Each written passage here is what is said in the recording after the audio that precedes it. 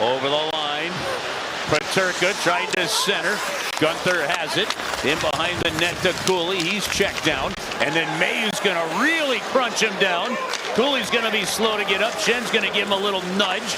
And a puck along the near side. Over to the wing. Paterka with a shot. And off the post it goes. Schmidt, far side. Utah put it to the goal. Hofer gets a piece of that one. Parayko up the far wing, trying to get rid of it and can't. In front, Gunther alone, they score! Gunther was able to get it to Cooley. He wires it glove side on Hofer. And we're just 6 minutes, 7 seconds into the first period. And the Blues are chasing the game 2-0. Well, they're chasing the game. Quite honestly, they're chasing the puck in the D zone. The Utah Mammoth are just moving the puck, spreading the zone out in St. Louis.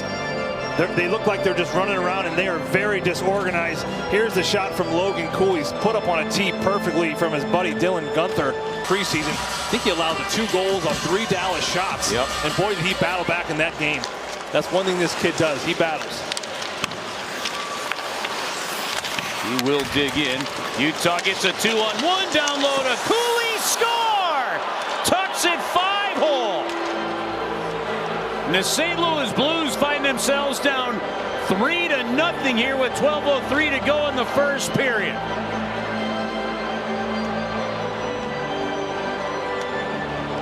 Yeah, it looks like Jordan Binnington's going to start getting ready. There's Logan Cooley. We're going to see a goaltender change. Boy, 2 just really tough starts and 2 tough first periods for Joel Hofer over the last 2 stretches here. You feel for him. You really, he's a guy that his teammates love him. He's got a great attitude. He's a goaltender that stays out after practices with the other players so they have a goalie to shoot on. And he's a good goaltender. He's hit a rough patch here in his first couple of home ice starts. Yeah, I think the goaltender change, you know, you're early still in the first period. You got time. Here's the goal. So it's a face-off win by St. Louis. They have control. Everyone's got possession. But then you see right there, there's no connection coming out of the zone. Hugh Suter tries to throw it up to somebody. It just doesn't connect. And then it's a turnover.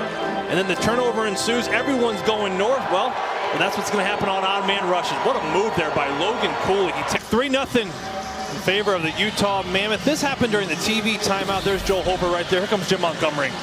Right? Puts his arm around him. Nice and calm. You see Joel certainly not pleased with his performance. Gives him a pat on the back. You know what, Curbs? We all have good days and bad days. I can't tell you how much that means to a player when a coach takes him aside, and just a little form of communication goes a long way. Well, Utah back to the power play. Schmaltz is going to wire one wide. Blues want to try to keep this one within range here. Down 3-0. Straight away, quick pass, Sergachev. Keller back to Sergachev. Wrist shot deflected down. Rebound to the far side. They shoot and score. And there it is. Logan Cooley with a natural hat trick in the first period has put the Blues in a hole. Utah on top 4-0. 9:05 to go in the first. That's 3 straight goals from Logan Cooley. You see Schmaltz move it up. You're going to see to Sergachev. He's going to find a little lane. It's just a little snapshot. He's not shooting to score this goal. He's got Gunther at the doorstep. They're also gonna outnumber with Cooley. Now this tip from Gunther, he does get a piece of it. So the question becomes, was it above the crossbar? It looks like they're going to line up, and this goal will count. Remember, if you're new to the game, if he tips that puck above the crossbar, that's where that height measurement is. That's what the metrics they use. If it's above the crossbar, it's a no goal. That clearly was at the crossbar or below.